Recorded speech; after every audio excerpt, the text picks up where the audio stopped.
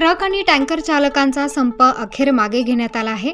या संपाचा थेट परिणाम सर्वसामान्यांवर पडला।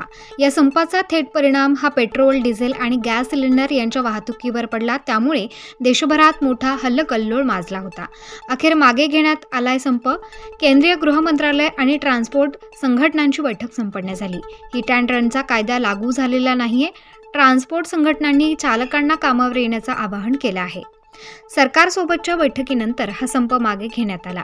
हिट अँड रन कायद्यामुळे देशभरातील टँकर आणि ट्रक चालकांच्या संघटनांनी संपाचं हत्यार उपसलं होतं। या संपामुळे संपूर्ण देशाला दिवसभरात मोठा फटका सहन करावा लागला। या संपामुळे दिवसभर आणि काल सायंकाळपासून अनेक शहरांमध्ये पेट्रोल पंपांबाहेर वाहनांच्या लांबच लांब रांगा लागल्या।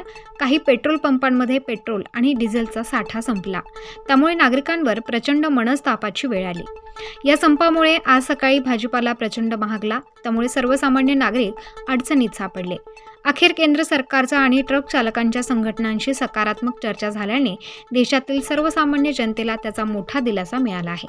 याबाबत सविस्तर माहिती मोटर मालक कामगार वाहतूक संघटनेचे अध्यक्ष सचिन जाधव यांनी दिली आहे। ड्राइवर एकता जिंदाबाद, काला कानून काला कानून, ड्राइवर एकता जिंदाबाद, काला कानून।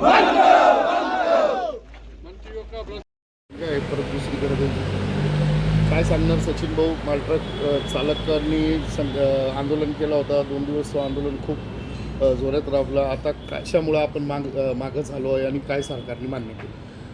आंदोलन मागे नाही घेतलेलं, पण आंदोलन सरकारच्या मध्यस्थीने स्थगित झाले। कारण काल आमची ऑल इंडियाची झूमवर मिटिंग झाली, ऑल इंडियातल्या सर्व पदाधिकाऱ्यांची। त्यानंतर महाराष्ट्राची मिटिंग झाली आणि सरकारचं बोलवणं आलं।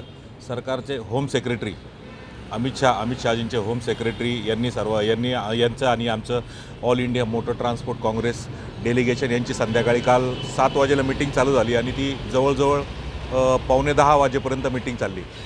तर त्या मिटिंगमध्ये सरकारकडून आश्वासन भेटलं होम सेक्रेटरीकडून का जो हिट अँड रन कायदा आहे तो आत्ता तुर्तास लागू होणार नाही आणि याच्यामध्ये काही जी सुधारणा करायची असेल तर आपल्या संघटनेला all India motor transport Congress या संघटनेला विश्वासात घेऊनच सुधारणा होईल। हा कायदा सरसकट लागू होणार नाही।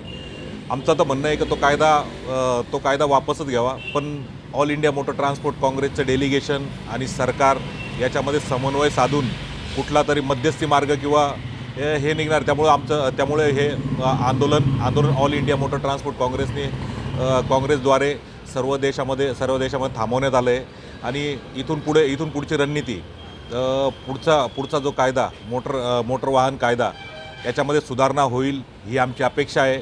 आणि सुधारणा नाही झाली तर ऑल इंडिया जसं आम्हाला सांगेल, जसे निर्देश देईल पुढे आम्ही त्या निर्देशाचे पालन करून संपूर्ण देशात परत वाहतूकदार आम्ही आमची नवीन दिशा ठरवणार। जय हिंद, जय महाराष्ट्र। प्रतिनिधी मोहसिन पठाण, स्टार न्यूज, नाशिक।